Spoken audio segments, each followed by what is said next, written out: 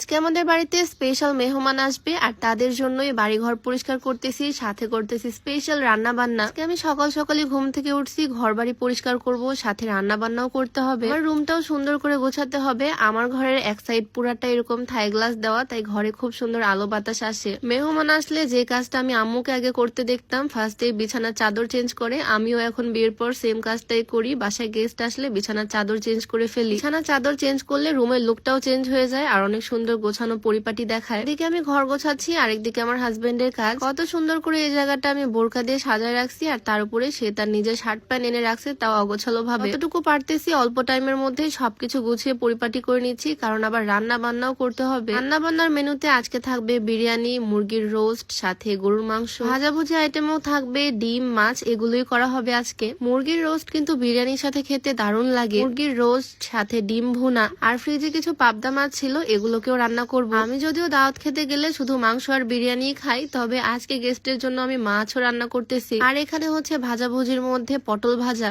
আমার আম্মুকে আমি দেখতাম পটল চিড়ে চিড়ে একদম চিকন চিকন করে পটল ভাজা করতো, বাট আমার শাশুড়ি আম্মু এভাবে গোটা গোটা পটল ভাজা সার্ভ করলে দেখতে অনেক সুন্দর লাগে। গোটা গোটা এই পটল ভাজা, আর খেতেও ভীষণ মজাই হয়। এখানে হচ্ছে আমার ফেভারিট গরুর মাংস, আর সবকিছুর পর রান্না করব বিরিয়ানি। সাদা ভাত তো থাকবেই, তবে বিরিয়ানিটা কিন্তু মাছ। রান্না বান্না শেষ করে বাড়িঘরও গোছাতে হবে, সবাই অলরেডি রওনা দিয়ে দিচ্ছে। তার আগে আমি তোমাদেরকে দরকারি কিছু প্রোডাক্ট দেখিয়ে দিই। এগুলো কিন্তু সবই ইম্পোর্টেড আর সবই খুবই কাজের। এইটা হচ্ছে ইলেকট্রিক একটা পেডিকিউর মেশিন। এই জিনিসটা ইউজ করে আমার এত ভালো লাগছে, তাই ভাবলাম তোমাদের সাথেও শেয়ার করি। এটার হেড কিন্তু দুই রকমের আছে। এটা চার্জে দেওয়া যায়, আর এটা খুব সুন্দর ভাবে পায়ের মরা চামড়াগুলো দূর করে পাকে খুব সুন্দর সফট করে দেয়। যাদের পা খুব বেশি রুক্ষ তাদের জন্য এটা একদম বেস্ট। পাটা খুব সুন্দর সফট হয়ে যায়। এই জিনিসটা আসলে খুবই কাজের। আর তারপর আমি নিয়েছি একটা রোলার। এই রোলারটাও খুবই কাজের। এটা হচ্ছে যাদের অয়েলি স্কিন, তাদের স্কিনে একবার রাব করলে সমস্ত তেল টেনে নেয় আর স্কিনটা খুব সুন্দর ড্রাই হয়ে যায়। গরমের মধ্যে এটা আমার কাজে লাগবে। সাথে নিয়েছি একটা আইব্রো পেন। এই তিনটা জিনিসই খুবই কাজের হয়েছে। এই আইব্রো পেনটা দিয়ে কিন্তু খুব সহজে আইব্রো ড্র করা যায়। এই তিনটা প্রোডাক্টই আমি নিয়েছি cute glam glow Facebook page থেকে। পেজটা আমি ডেসক্রিপশনে মেনশন করে দিব।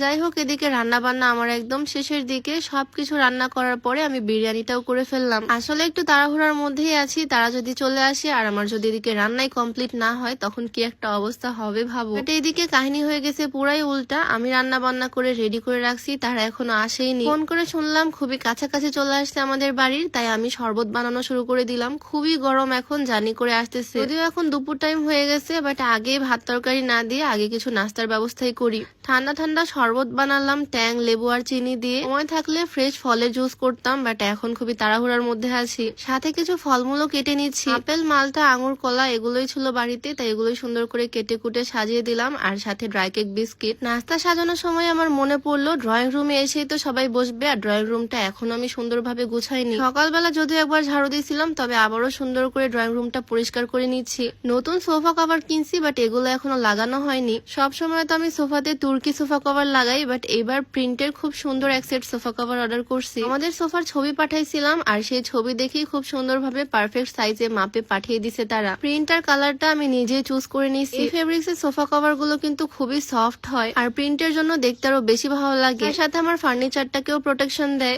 Elite slip cover Facebook page থেকে আমি এই সোফা কভারের সেটটা নিয়েছি। কোয়ালিটি আসলে খুবই ভালো। তোমরাও চাইলে নিজেদের ফার্নিচারের জন্য এরকম কভার নিতে পারো ইচ্ছা মতো প্রিন্টের। তারা একদম পারফেক্ট গ্যারান্টি সহকারে সেল করে। তোমাদের সোফার ছবি দিলেই তারা একদম পারফেক্ট মাপ দিয়ে কভার বানিয়ে পাঠিয়ে দিবে তোমাদের বাসায়। এলিট স্লিপ কভার ফেসবুক পেজটা আমি ডেসক্রিপশনে মেনশন করে দিয়ে রাখবো, তোমরা চাইলে তাদের পেজটা ভিজিট করে আসতে পারো। সোফা কভার লাগানোর পর মনে হয় ড্রয়িং রুমের লুকটাই চেঞ্জ হয়ে যায়। যাই হোক, এদিকে আমার সোফা কভারও লাগানো শেষ, আর গেস্টরাও কিন্তু অলরেডি চলে আসছে। আমার পেয়ারি পেয়ারি পছন্দের দুই ভাবি, যাদেরকে তোমরা সবাই চিনো। সবার খুব পছন্দের দুইটা মানুষ, আর আমারও অনেক পছন্দের, খুবই কাছের। আমরা একসাথে হলে এটা ওইটা গল্প আড্ডা দিতে দিতেই সময় চলে যায়। তবে এবার আমরা শুধু বাসায় বসে বসে গল্প করব না, বাহিরেও ঘুরতে বের হব। সবাই একসাথে আজকে খুবই ভাল লাগতেছে। তো যাই হোক, আজকের ভিডিওটা আর বেশি লং না করি, দেখা হয়ে যাবে নতুন কোনো ভিডিওতে। সবাই ভালো থাকো, সুস্থ থাকো, সবাইকে আল্লাহ হাফিজ।